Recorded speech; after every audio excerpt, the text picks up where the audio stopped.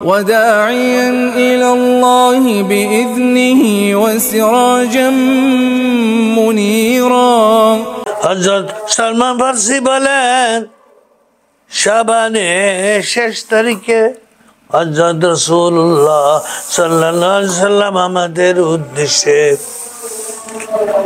একটি ভাষণ দান করেন। সেই ভাষণে তিনি বলেন, হে মানব মণ্ডলী,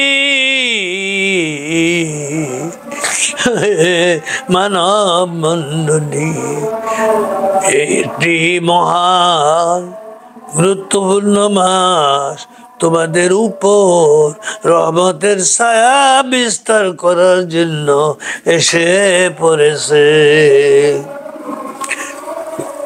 রাসূল খোদা সাল্লাল্লাহু আলাইহি ওয়াসাল্লাম তার খুতবায় রমজানকে অর্থাৎ মহান মাস এবং বরকত ও কল্যাণের মাস বলে, রমজান মাসকে বরকত ও কল্যাণের মাস বলে উল্লেখ করেছেন। চিন্তা করলে বোঝা যায়, মা বোনেরা, চিন্তা করলে বোঝা যায়, যারা সিয়াম পালন করুন ভাইরা, যারা নওজোয়ান ভাইরা, মুসলমান ভাইরা, লাফালাফি ফালাফালি বাদ দিয়ে চিন্তা করো রে ভাই। রাসূল সাল্লাল্লাহু আলাইহি ওয়াসাল্লাম নিজে যে মাসটিকে মহান ও বরকতের মাস বলেছেন তা সত্যি কত মহান। এবার সকলের জন্য লাইলাতুল কদরের ফজিলত সম্পর্কে আলোচনা করব। মিশকাত শরীফ 173 নম্বর পৃষ্ঠায় হযরত আবু হুরায়রা রাদিয়াল্লাহু আনহু থেকে বর্ণিত, তিনি বলেন, عن النبي صلى الله عليه وسلم أنه قال يغفر لأمته في آخر ليلة في رمضان قيل يا رسول الله أي ليلة القدر قال لا ولكن العامل إنما يوفى أجره وإذا قضى عمله। নবী করিম সাল্লাল্লাহু আলাইহি ওয়াসাল্লাম বলেছেন, তার উম্মতকে নবীজি বলেন, আমার উম্মতকে রমজান মাসের শেষ রাতে মাফ করে দেওয়া হয়। নিবেদন করা হলো, হে আল্লাহর রাসূল, সেটা কি লাইলাতুল কদরের রাত? নবীজি বললেন, না না, বড় আমলকারী যখন নিজের আমল শেষ করে তখনই তার বিনিময়ে তাকে মিটিয়ে দেওয়া হয়। মিশকাত শরীফ 173 নম্বর পৃষ্ঠায় হযরত সালমান ফারসি রাদিয়াল্লাহু আনহু থেকে বর্ণিত, তিনি বলেন, উক্ত ভাষণে নবী সাল্লাল্লাহু আলাইহি ওয়াসাল্লাম বলেছেন, এই মাসে এমন একটি রাত্রি রয়েছে রে কদরের, এই একটি রাত যা হাজার মাস অপেক্ষা উত্তম। এই কথা লাইলাতুল কদরি খায়রুম মিন আলফি শাহর দ্বারা তিনি সবকদের কথাই বুঝিয়েছেন। এই এক রাত্রির ইবাদত হাজার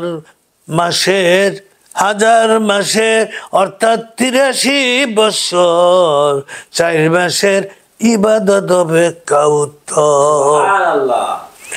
বাস্তবিকই যে মাসে এমন একটি রাত্রি রয়েছে তা অপেক্ষা মুবারক আর কোন মাস হতে পারে না।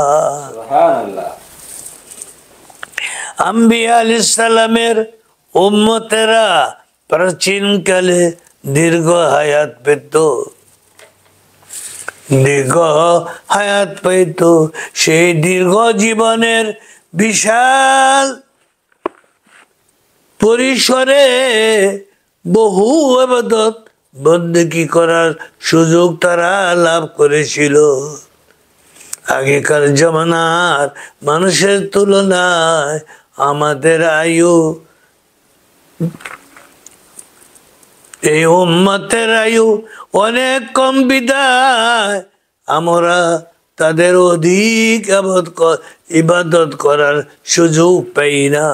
অথচ আমরা ইবাদতের দিক হতে অন্যান্য উম্মতের তুলনায় পিছনে আছি। সেই জন্য আল্লাহ সুবহানাহু ওয়া তাআলা তার বান্দার প্রতি দয়া করে আমাদেরকে এমন কতগুলি উপলক্ষ দান করেছেন যেগুলোতে খাঁটি অন্তরে অল্প ইবাদত বন্দেগী করে পূর্বের জমানার দীর্ঘ হায়াতপ্রাপ্ত ব্যক্তিদের চেয়ে বেশি নেকি হাসিল করতে পারি। ওই সমস্ত উপলক্ষের মধ্যে অন্যতম হলো শবে কদর। এই রাত্রির ফজিলত ও বরকত অসীম। এই রাতের বরকত, এই রাতের ফজিলত অসীম। কোরআনুল কারীমের, কোরআনুল আজিমের, কোরআন মজিদে লাইলাতুল কদর সম্পর্কে আল্লাহ সুবহানাহু ওয়া তাআলা ইরশাদ করেন সূরা কদর। ও মা বোনেরা ভাইয়েরা, যারা পড়তে জানো আরবি 30 পারা সূরা কদরের অর্থটা বুঝো, অর্থটা পড়ো। তার শানে নজুল থাকলে শানে নজুল পড়ো, তুমি একজন বিজ্ঞ আলিম হয়ে যাবে। পবিত্র কোরআনুল কারীমে সূরাতুল কদরের একটি সূরা কদর নামক এর রাত্রির ফজিলত বরকত অসীম বর্ণনা করেছেন। আল্লাহ সুবহানাহু ওয়া তাআলা ইরশাদ করেন বিসমিল্লাহির রহমানির রহিম ইন্না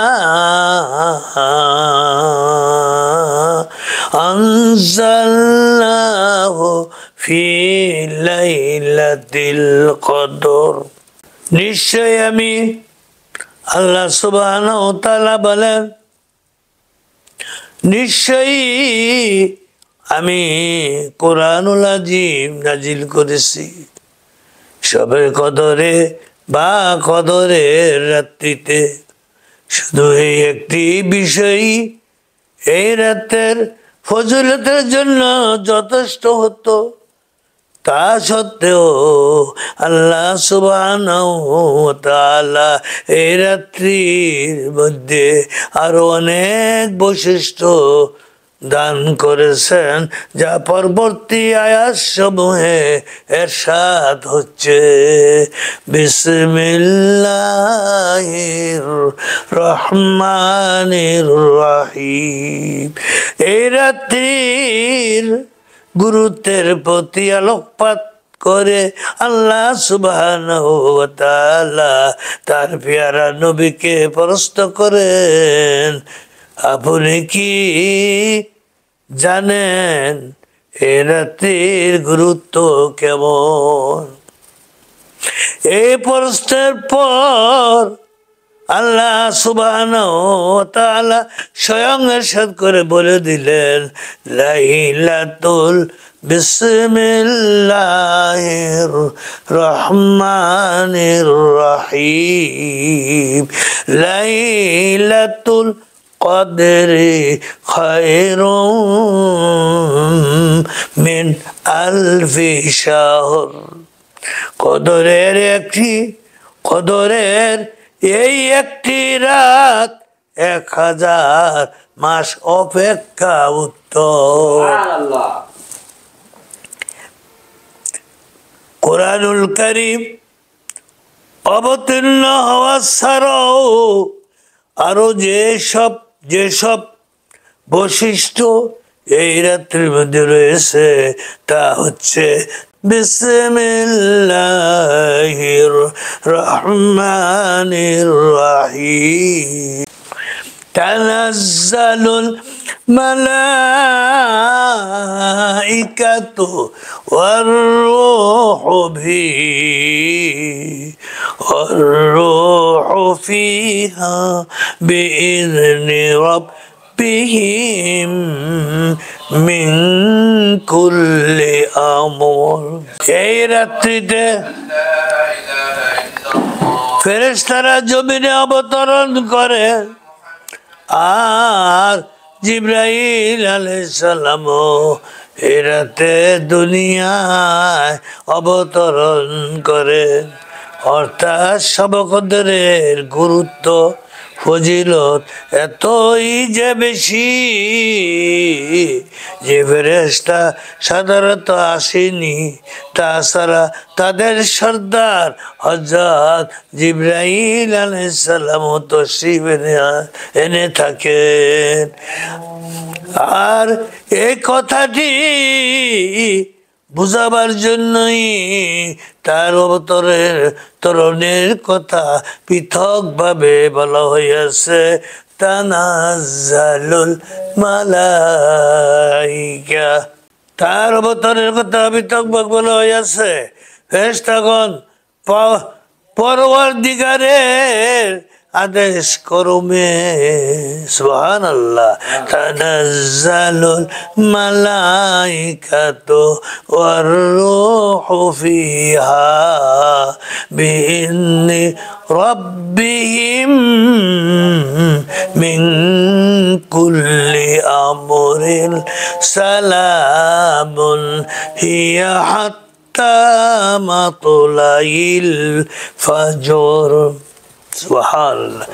আর এই কথাটি বোঝাবার জন্যই জিবরাইল আলাইহিস সালামের অবতরণের কথা পৃথক ভাবে বলা হয়েছে।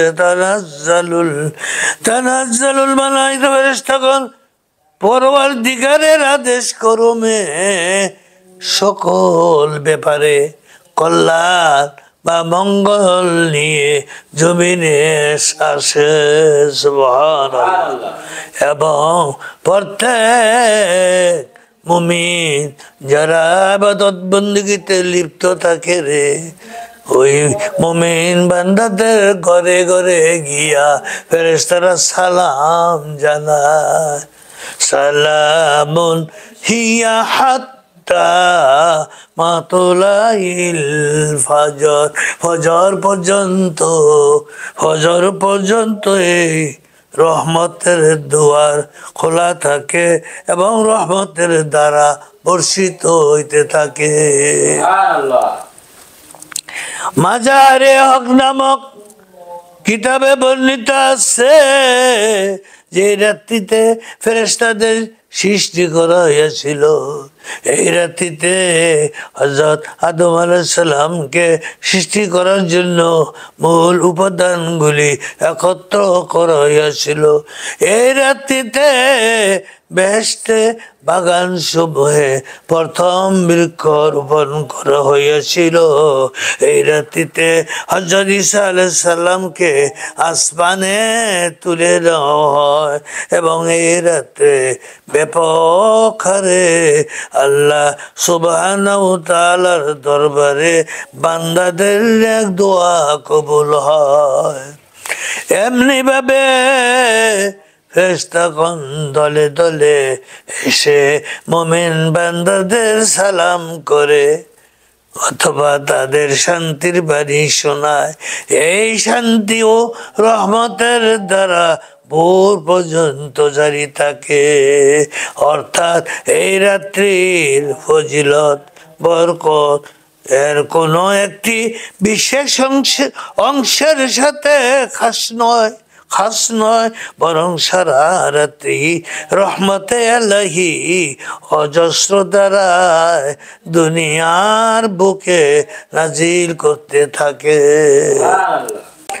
এমনে মাজা 121 নম্বর পৃষ্ঠায় হযরত আনাস ইবনে মালিক রাদিয়াল্লাহু আনহু থেকে বর্ণিত, তিনি বলেন, ক্বালা দাখালা রমজান ফাকাল وقال رسول الله صلى الله عليه وسلم إن هذا الشهر قد حضركم وفيه ليلة خير من 1000 شهر من حرمها فقد حرم الخير كله ولا يحرم خيرها إلا كل محروم। রমজান মাস এলে, অর্থাৎ রাসূলুল্লাহ সাল্লাম বলেন, রমজান মাস তোমাদের মাঝে উপস্থিত। এই মাসে রয়েছে এমন এক রাত হাজার মাস অপেক্ষা উত্তম। যে ব্যক্তি এই রাতের কল্যাণ হতে বঞ্চিত হইয়াছে, সে এর সকল কল্যাণ হতে বঞ্চিত। শুধু হতভাগারাই এই রাতের কল্যাণ হতে বঞ্চিত থাকে। এইবার আপনাদের সম্মুখে ফজিলত, মাহে রমজানের ফজিলত, লাইলাতুল কদরের ফজিলত এবং মাহাত্ম্য বিষয়ে আলোচনা করলাম। আখিরু দাওয়ানা আনিল হামদুলিল্লাহি রাব্বিল আলামিন।